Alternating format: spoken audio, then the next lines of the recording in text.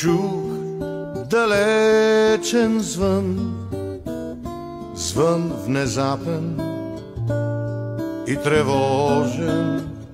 Камбана влезе в моя сън и ме погали спомен.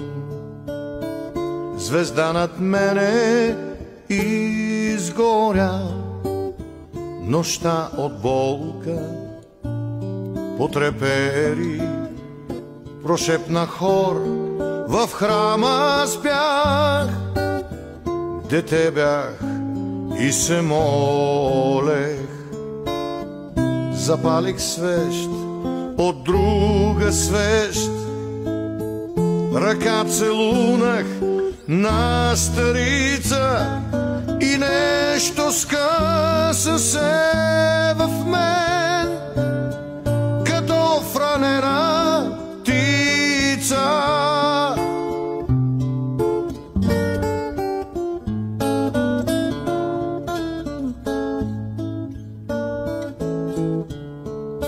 Глас забравен, нощен глас, дочух камбаната да плаче, душа горчива като мен, душата на сираче.